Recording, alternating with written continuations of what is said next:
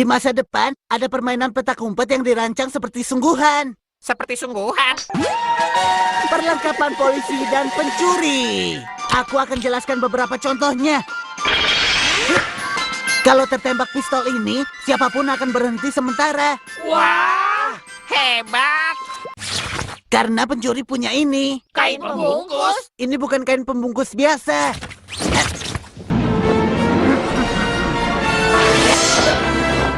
Wah, keren. Hebat. Penjara juga ada. Sepertinya seru. Ayo kita main. Tunggu dulu.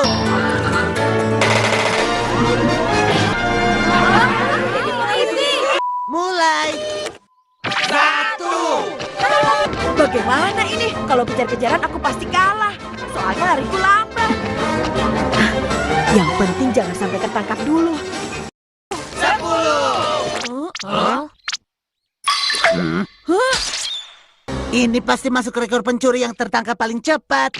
Apapun itu, ayo kita tangkap semua pencurinya. Ayo lari. Ya.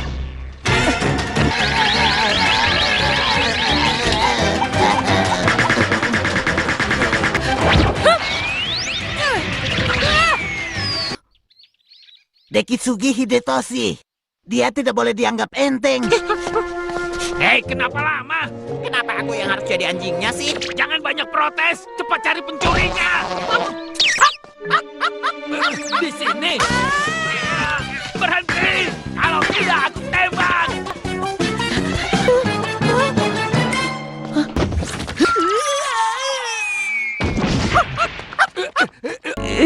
Kamu tidak apa-apa, Nobita? Iya, aku baik-baik saja. Terima kasih. Ngomong-ngomong, kamu tahu Dekitsugi di mana? Dekitsugi. Aku polisi mau bertanya. Apa kalian pernah lihat anak ini? Aku mengerti. Polisi! Diam di tempat. Kita tertangkap.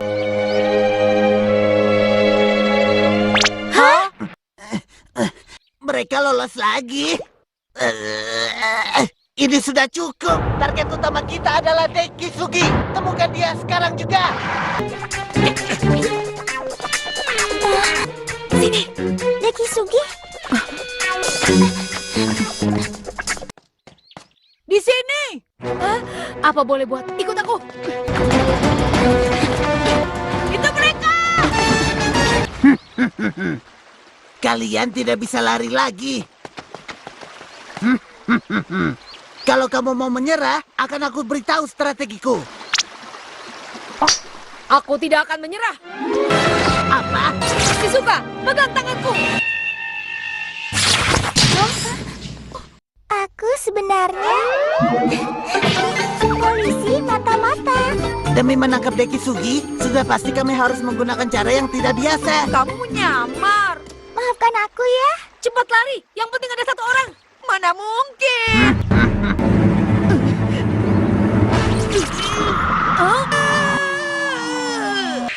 Payah. Yang penting Dekitsugi sudah tertangkap. Sisanya pasti mudah. Sisa 10 menit, ayo kita tangkap semua pencuri.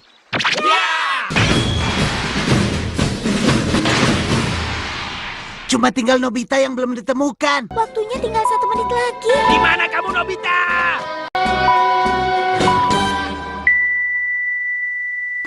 Ya, kalah deh. Kita main lagi yuk. Ngomong-ngomong, Nobita belum ketemu. Dia sembunyi di mana ya? Siapa saja, tangkap aku juga dong. Halo broku, kembali lagi di channel Animan. Kali ini Animan akan membahas beberapa cerita menarik versi dunia nyata di cerita terbaru Doraemon dan Nobita yang berjudul Polisi dan Pencuri di Masa Depan.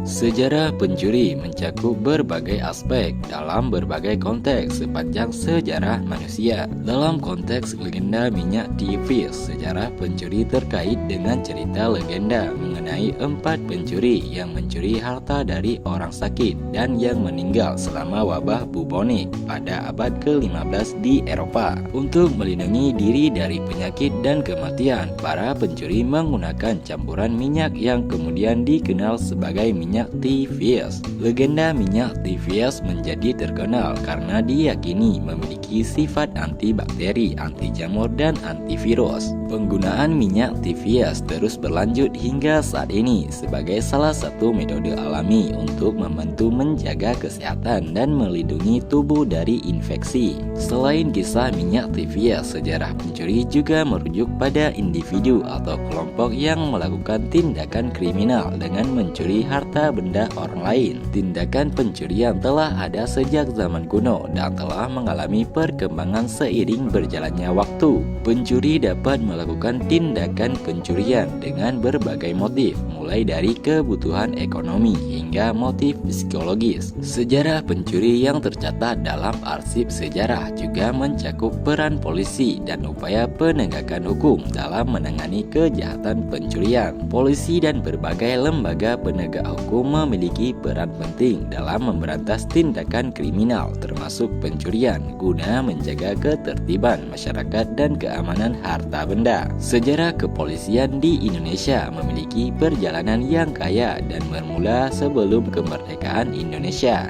Pada zaman Kerajaan Majapahit, Patih Gajah Mada membentuk pasukan pengaman yang disebut Bayangkara untuk melindungi raja dan kerajaan. Selama masa kolonial Belanda, pembentukan pasukan keamanan dimulai dengan pembentukan pasukan jaga yang diambil dari orang-orang pribumi. Setelah proklamasi kemerdekaan Indonesia pada 17 Agustus 1945, Badan Kepolisian Negara dibentuk pada 19 Agustus 1945 oleh Panitia Persiapan Kemerdekaan Indonesia.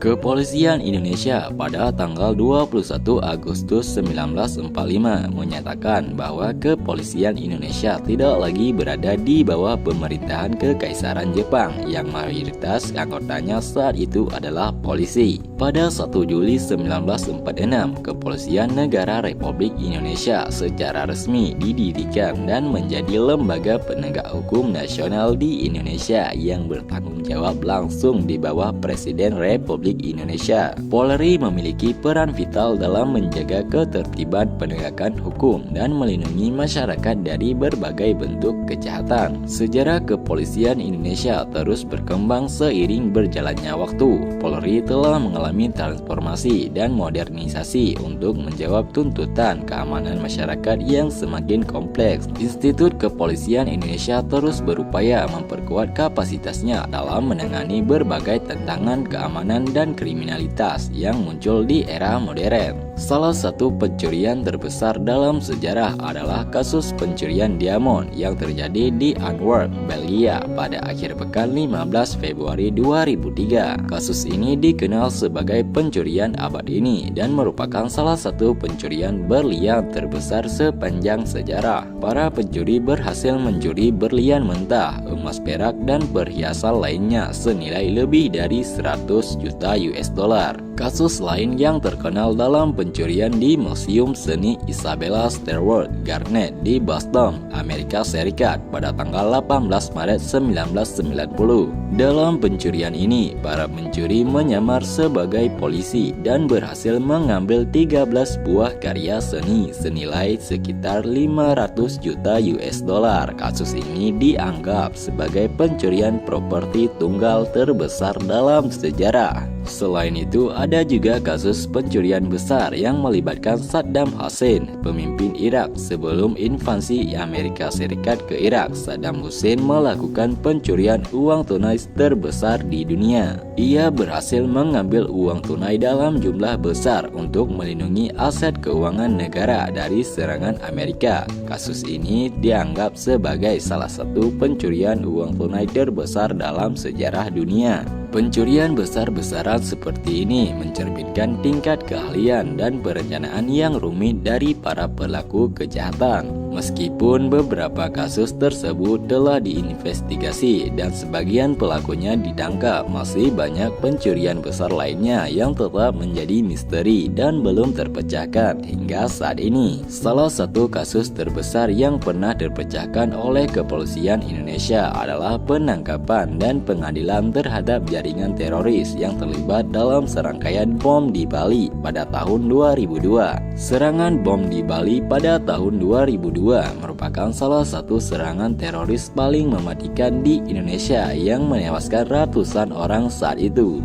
Melalui kerja keras aparat kepolisian dan berbagai agensi keamanan, pelaku serangan berhasil diidentifikasi, ditangkap dan diadili. Selain itu, kasus pengungkapan korupsi juga menjadi fokus utama bagi kepolisian Indonesia. Penangkapan dan pengadilan terpidana korupsi, baik di level nasional maupun daerah, merupakan upaya kepolisian dalam memberantas korupsi yang merugikan negara dan masyarakat kita. Lebih baru, kasus pengungkapan praktik prostitusi daring di beberapa kota besar di Indonesia juga menjadi sorotan. Polisi telah berhasil mengungkap jaringan prostitusi yang menggunakan media sosial dan aplikasi daring untuk melakukan kegiatan ilegal tersebut. Polisi Indonesia secara terus-menerus berupaya untuk memecahkan berbagai kasus kriminal yang melibatkan berbagai aspek kejahatan, mulai dari terorisme, korupsi, narkotika, kekerasan, hingga perdagangan manusia. Usaha penegakan hukum yang berkelanjutan ini bertujuan untuk menjaga keamanan dan ketertiban masyarakat serta memberantas berbagai tindak kriminal yang merugikan negara dan masyarakat. Pencuri dan koruptor masih ada di Indonesia karena berbagai faktor kompleks, antara lain rendahnya kesadaran hukum, minimnya pendidikan, ketimbangan sosial, serta kurangnya pengawasan dan penegakan hukum yang efektif. Selain itu, faktor ekonomi, kesempatan, dan kerentanan terhadap tindakan kriminal juga memengaruhi tingginya tingkat kejahatan, pencurian, dan korupsi di Indonesia. Untuk menyelesaikan masalah ini dengan bantuan kepolisian, langkah-langkah yang dapat kita ambil antara lain: 1. Peningkatan penegakan hukum. Polisi perlu meningkatkan upaya penegakan hukum dengan melakukan patroli, penyelidikan, dan operasi khusus untuk menindak para pelaku pencurian dan koruptor. 2. Edukasi dan kesadaran hukum. Polisi dapat bekerja sama dengan pemerintah dan lembaga pendidikan untuk meningkatkan kesadaran hukum melalui program edukasi dan sosialisasi hukum di masyarakat. 3. Penguatan sistem hukum. Perlu ditingkatkan kapasitas sistem hukum dan peradilan untuk memastikan penegakan hukum yang adil dan efektif terhadap para pelaku kejahatan. 4. Kerjasama dengan lembaga terkait. Polisi perlu bekerja sama dengan lembaga anti korupsi dan lembaga penegak hukum lainnya untuk memberantas korupsi dan pencurian secara bersama-sama. 5. Transparansi dan akuntabilitas. Penting untuk meningkatkan transparansi dan akuntabilitas dalam penegakan hukum guna menghindari praktik korupsi di internal kepolisian dan memastikan penanganan kasus secara adil. Melalui langkah-langkah kolaboratif dan berkelanjutan antara polisi, pemerintah, dan masyarakat, diharapkan penanganan kasus pencurian dan korupsi dapat lebih efektif dan berkelanjutan guna menciptakan lingkungan yang lebih aman, adil, dan berkeadilan bagi seluruh rakyat Indonesia.